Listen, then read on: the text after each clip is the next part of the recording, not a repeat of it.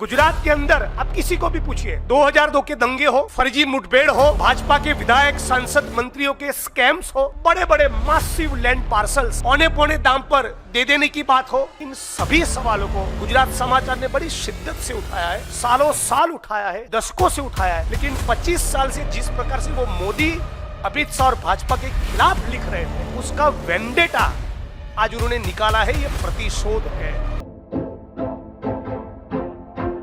आज गुजरात के अंदर अब किसी को भी पूछिए, 2002 के दंगे हो, फर्जी मुठभेड़ हो, भाजपा के विधायक सांसद मंत्रियों के स्कैम्स हो, कॉरपोरेट हाउसेस को, पूंजीपतियों को, उद्योगपतियों को बड़े बड़े मासिव लैंड पार्सल्स औने पौने दाम पर दे देने की बात हो, गौचरों की लूट हो, जमीन और संसाधन की लूट हो, कैपिटलिस्ट ग्रीड को एंटरटेन करने की बात हो, इन सभी सवालों को गुजरात समाचार ने बड़ी शिद्दत से उठाया है, सालों साल उठाया है, दशकों से उठाया है।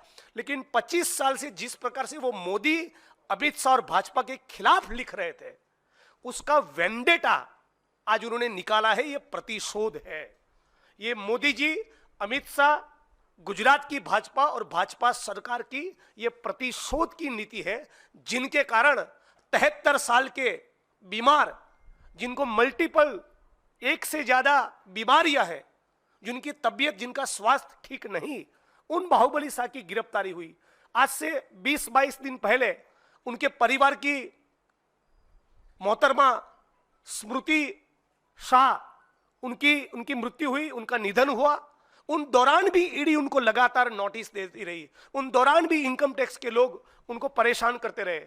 अभी हाल में जो गिरफ्तारी, उसके दौरान 35-40 घंटों तक लगातार उनकी पूछताछ की है।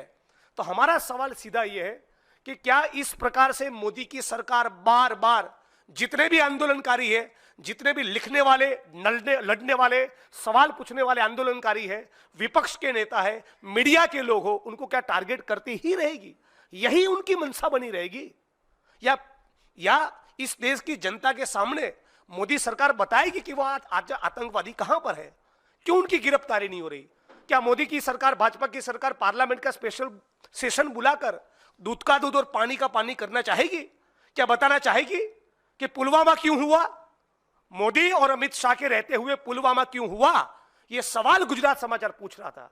यदि मैं गलत नहीं तो पुलवामा के वक्त गुजरात समाचार का एक हेडलाइन था, 56 इंच की कायरता। इस हेडलाइन से मोदी जी को, अमित शाह को और भाजपा को बड़ी तकलीफ हुई थी। उसी प्रकार के हेडलाइन बार बार गुजरात समाचार दे रही है।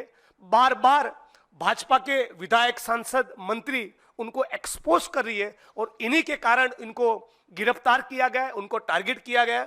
और इसलिए हम लोग गुजरात से चलकर आकर आज इस प्रेस कॉन्फ्रेंस के माध्यम से इस पूरे एपिसोड की निंदा करते हैं और ये मांग करते हैं कि इनके खिलाफ या किसी भी मीडिया आउटलेट के खिलाफ इस प्रकार से टारगेट करने की कोशिश भाजपा वाले न करें।